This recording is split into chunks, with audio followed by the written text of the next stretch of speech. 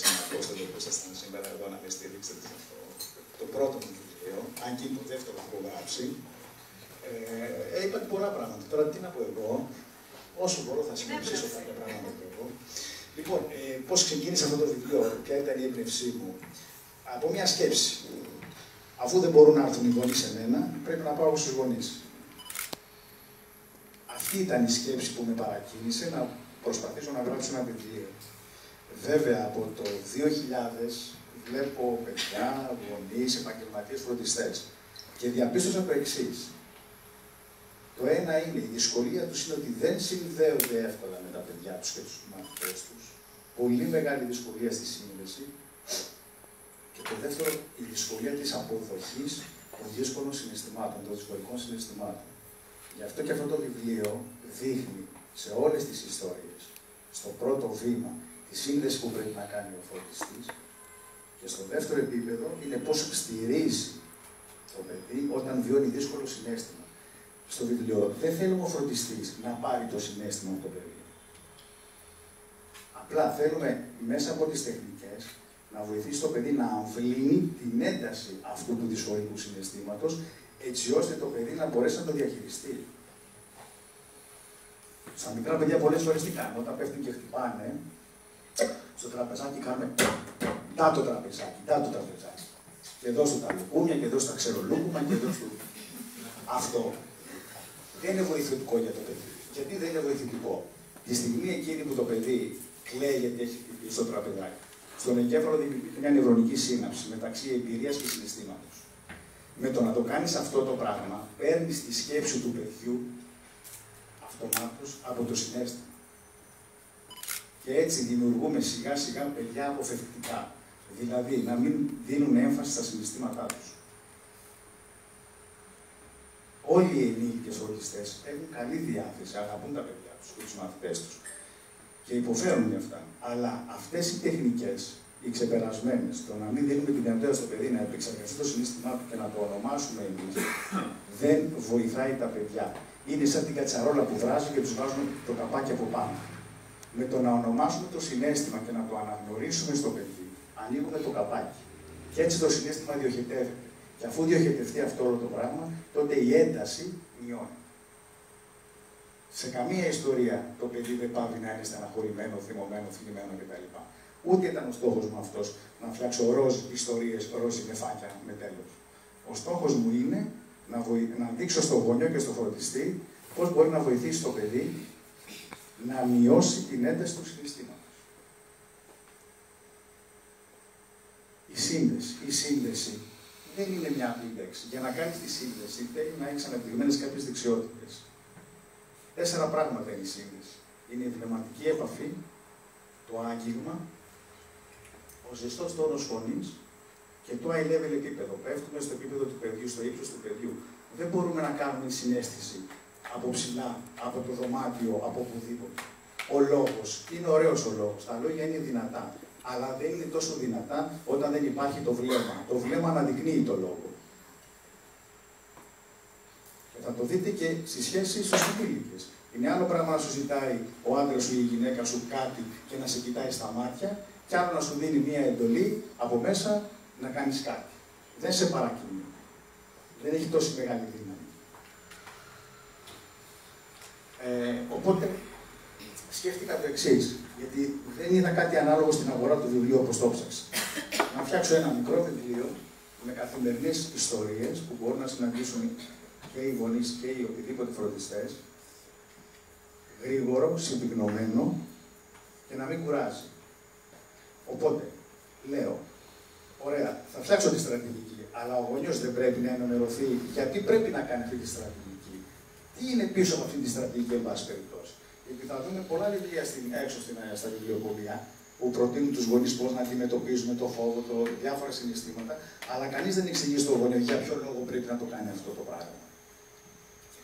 Έτσι λοιπόν, φτιάχνω το επιστημονικό υπόβαθρο κάθε ιστορίας για να ενημερωθεί πρώτα ο φροντιστής. Μια απλή ιστορία δεν με ενδιαφέρει να φτιάξω εφάνταστη ιστορία. Γρήγορη, απλή ιστορία, και το τρίτο κομμάτι είναι να το δουλέψει με το παιδί. Γιατί βάζω δραστηριότητες?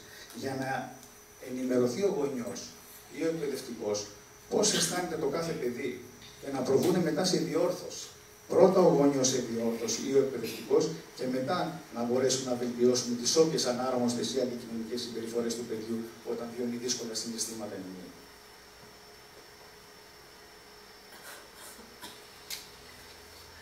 Αυτό θα έλεγα ίσως είναι η καινοτομία του βιβλίου, αυτό το τρίπτυχο. Οι εικόνες. Οι εικόνες πάντα ξέρουμε είναι πολύ δυνατές. Γι' αυτό και θα δείτε μέσα στο βιβλίο πώς γίνεται και η ενεργητική ακρόαση και η σύνδεση, όπου πέφτει στα γόνατα ο φροντιστής, κοιτάει το παιδί και το αγκαλιάζει. Θέλω να το δει αυτό ο γονιός στην εικόνα και να του αποτυπωθεί στο μυαλό. Για να ξέρει ότι έτσι πρέπει να συνδέεται, όχι απλά να είναι σε λέξεις μέσα στην ιστορία. Θέλω να το δει.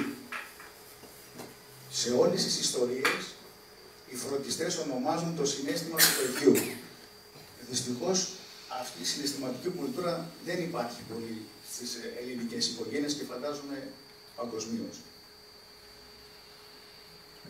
Και δεν υπάρχει γιατί οι ίδιοι ενήλικες δυσκολεύονται με τα συναισθήματα αυτά.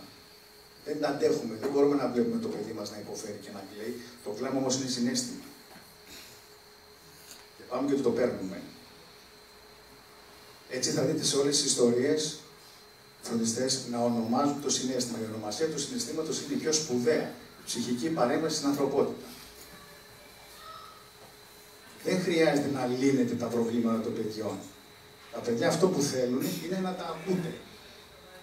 Και όχι να τους δίνουμε λύσεις στις δύσκολες στιγμές τους.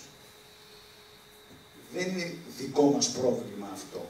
Είναι το παιδιό. Τα παιδιά αυτό που θέλουν στήριξη να μπορέσουν να διαχειριστούν τα δύσκολα συναισθήματά τους. Πρέπει να βγάλουν οι φροντιστές ένα βάρος από πάνω τους. Το παιδί, δεν θα έρθει κανένα παιδί να σας πει «Μαμά, είμαι απογοητευμένος γιατί ήρθε ο αδερφός μου και μου πήρε το πινέλο». Συνήθως είναι τα παιδιά «Μαμά, μου πήρε το πινέλο ο Κώστας». Δεν έχουν μάθει τα παιδιά να ελεκτικοποιούν την εμπειρία τους. Δεν ξέρουν τη λέξη απογοητευμένος και πώς να τη μάθουν τη λέξη απογοητευμένος, αφού ποτέ δεν του είπαμε σε βλέπω απογοητευμένο. Οπότε να συνδέσει το παιδί τη λέξη απογοητευμένος με την εμπειρία εκείνη τη δύσκολη στιγμή που του πήρε το πινέλο ή το μαρκαδόρο ο αδελφός του ή ο συμμαθητής του. Βέβαια, η ονομασία δεν είναι το πρώτο βήμα. Το πρώτο βήμα είναι να το εντοπίσετε αυτό, τι βιώνει το παιδί. Να το αναγνωρίσετε και μετά να το ονομάσετε. Και αυτό δεν γίνεται έτσι επειδή διαβάσατε το βιβλίο. Αυτό θέλει εκπαίδευση. Ο γονιός πρέπει να εκπαιδευτεί ο φροντιστής για να μπορέσει να μπει σε αυτή τη διαδικασία και να αναπτύξει ο εγκέφαλος αυτή τη δεξιότητα. Είναι κάτι που δεν έχει εκπαιδευτεί ποτέ κανένας μας. Ήθελα να πω λίγο για το θυμό. Πιθανόν να μην το ξέρετε περισσότερο. Το έχουμε δύο είδη θυμών. Ο θυμός που ξεκινάει από το πάνω μέρος του εγκεφάλου και είναι ο χειριστικός θυμός στα παιδιά. Και ο θυμός που είναι από το κάτω μέρος που είναι η αμυγδαλή. Ο γονιός, μέσα από αυτό το βιβλίο, ενημερώνεται ότι πρέπει να εντοπίσει, να διακρίνει τώρα το παιδί μου είναι χειριστικό ή πραγματικά είναι θυμωμένο. Γιατί θέλει διαφορετική προσέγγιση στο παιδί. Αν ο θυμός είναι από πάνω ή είναι από κάτω. Εμείς πάμε πάντα με μία στρατηγική, σπάμε τα μούτρα μας συνεχώς, δεν αλλάζει η συμπεριφορά του παιδιού και βέβαια βρισκόμαστε συνέχεια σε απόγνωση και χάνουμε την αυτορύθμισή μας. Και λέμε γιατί δεν αλλάζει η συμπεριφορά του. Δεν θα αλλάξει ποτέ. Οπότε πρέπει να γνωρίζουμε, θα βοηθήσει το βιβλίο αυτό να δούμε λιγάκι κάποια πράγματα περισσότερο σχετικά με το θυμό. Στην ιστορία του Μένιου, όπου το παιδάκι γυρίζει στο σπίτι γιατί δεν έχει πάρει καλό βαθμό και προσπαθεί ο παπάς του Μένιου να του δείξει και τα άλλα κομμάτια του εαυτού του, γιατί δεν είμαστε ένα κομμάτι, είμαστε πολλά κομμάτια ο εαυτός μας. Ο Μένιος δεν πήρε καλό βαθμό στα μαθηματικά, όμως είναι άριστος μαθητής, είναι δημοφιλής στους φίλους του, παίζει κιθάρα. Αυτά τα τρία κομμάτια, συν το ότι δεν πήρε καλό βαθμό, είναι όλος ο εαυτός του. Τα παιδιά βλέπουν το άσχημο, αυτό που τους συμβαίνει και καταραίουν. Δεν μπορούν να το σηκώσουν. Αυτό το παθαίνουν και οι ενήλικες. Αυτή η ρόδα της επίγνωσης, όπου γράφουμε γύρω-γύρω στο λάστιχο έξω, όλα αυτά τα κομμάτια, βοηθάει το Μένιο να δει, κοίταξε να δεις βρε παιδάκι μου, εντάξει, δεν πήγα καλά στα μαθηματικά, αλλά παίζω κιθάρα, είμαι δημοφιλής, κάνω αυτό, κάνω και εκείνο. Δεν σημαίνει ότι η ρόδα θα πάρει την απογοήτευση από το Μένιο, Αλλά βλέποντας όλα τα κομμάτια του εαυτού του, θα δώσει τόση ένταση και θα προσέξει τόσο όσο πρέπει την αποτυχία του στα μαθηματικά, για να μην καταραίει. Έτσι, οπότε θέλει να φροντιστεί εκεί που να ξέρει την τεχνική αυτή και να τη δώσει στο μένιο. Και σε κάθε μένιο, σε κάθε παιδί.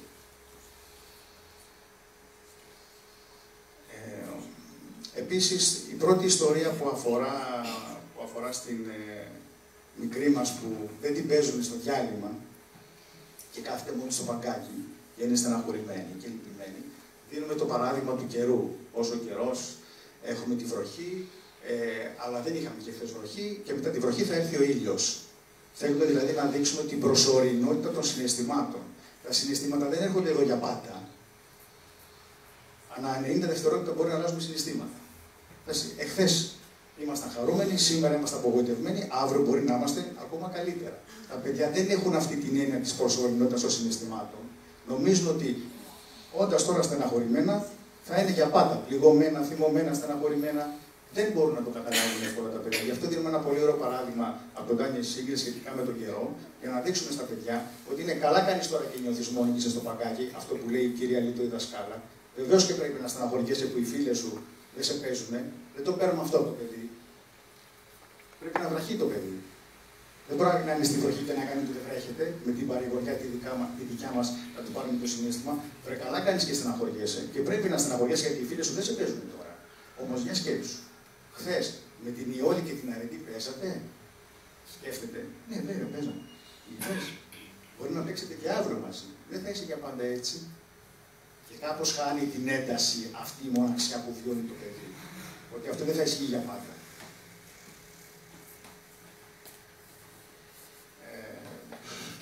Τα ονόματα σας είπε και η Μαρία ότι είναι δηλωτικά της συμπεριφοράς των παιδιών, αλλά πριν πάω στα ονόματα θέλω να πω λίγο για την ομίχλη. Δεν είναι τυχαία η λέξη ομίχλη που βάλα στον τίτλο του βιβλίου.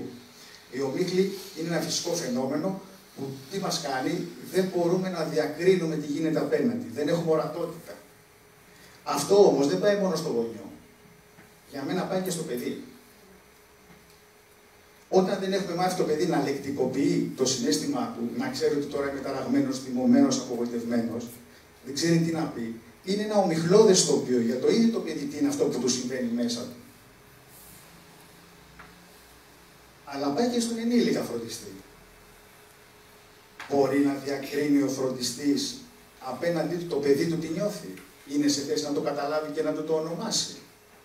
Ή και εκείνος χάνεται στην αγωνία του να το πάρει αυτό το παιδί του και να μην νιώθει αυτό το δύσκολο συναίσθημα. Στο γραφείο που έρχονται πολλοί γονείς και κάνουμε κάποιες ασκήσεις σχετικά με τα συναισθήματα του Γκόρντον, όταν τους διαβάζω κάποιες προτάσεις για να δούνε τι νιώθει το παιδί, δεν είναι εύκολο πάντα να το βρίσκουν. Δεν το βρίσκουν. Νομίζουν ότι είναι ένα άλλο πράγμα από αυτό που νιώθει το παιδί. Έτσι, οπότε, εδώ δίνουμε πάλι μέσα από τις στρατηγικές μία βοήθεια στο φροντιστή να μπορέσει να δει και αυτή την κατάσταση, και αυτή την πλευρά, και αυτή την οπτική, χωρίς να παίρνει ο ίδιος πάλι το βάρος του πάνω. Δεν ξέρω τι άλλο θέλω να πω. Είπαμε και τα ονόματα είναι δηλωτικά της συμπεριφοράς μέσα στις ιστορίες. Η Αρετή που είναι το κορίτσι που λέει όχι, δεν θα παίξουμε κυνηγητό, θα παίξουμε κρυφτό. Η σημασία της μας λέει ότι είναι αυτή που θέλει να επιβάλλεται και να υπερέχει. Η Ιόλη που ακολουθεί την Αρετή είναι αυτή που θέλει να τα έχει καλά με όλους και κυρίως με αυτούς που είναι μπροστά.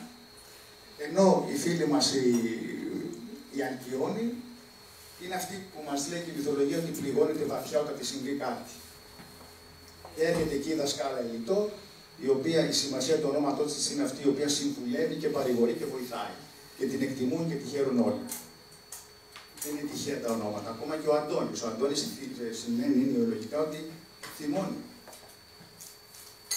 Και στην ιστορία είναι ο Αντώνης θυμώνει. Υπάρχει, οι τίτλοι όλοι είναι ομόχοι, γιατί θέλω να μένει και στη μνήμη των γονιών και στον οποιονδήποτε διαβάζει. Νομίζω ότι δεν έχω να πω κάτι άλλο σχετικά. Το είπαν εδώ και ο Αποστόλης και η Μαρία.